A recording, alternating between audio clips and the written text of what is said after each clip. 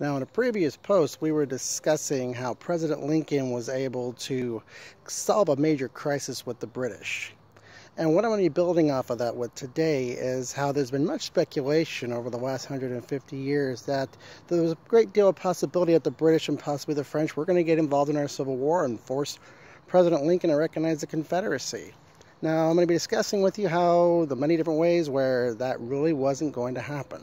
Now, after the Trent incident, President Lincoln had Secretary Seward meet with British Ambassador Lord Lyons, and they formed what was called the Seward-Lyons Act of 1862. And what that did is it actually served to strengthen the relations between Washington and London, and how as we were saying before, how one of the conditions of the War of 1812, the peace of that, was that the United States and Britain will leave each other's merchant fleets alone.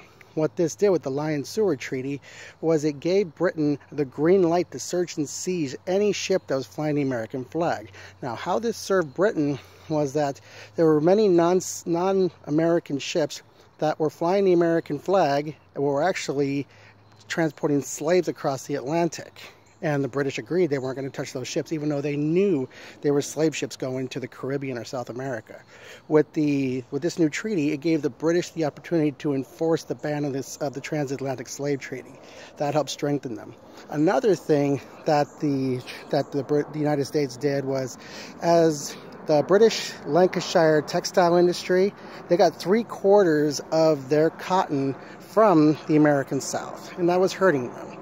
But the British were kind of taken back by the fact that the cotton states were firmly of the opinion that all it would take was the absence of cotton to bring Britain to their knees and bring them fighting on their side in the American Civil War. British were quite perplexed at this idea. Although there were some in the British Parliament that would have really liked to have seen their former colonies taken down a notch, there was really no one on the British side who was really wanting to do it. So President Lincoln offered the Lancashire textile industries, war contracts, and also helped keep them afloat. But at the same time, the British Parliament did their searching throughout the empire to see if they could find other places to find cotton to take care of what the South couldn't do.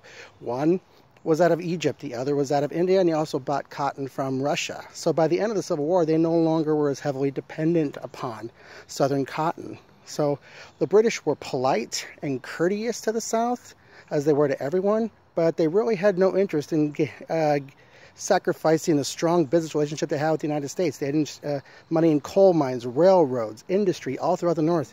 Was it really worth it for the British to sacrifice all of that for the sake of a cotton country that was built on the institution of chattel slavery? They decided not to. They were polite. That was all they offered to the South. That was it. Until next time.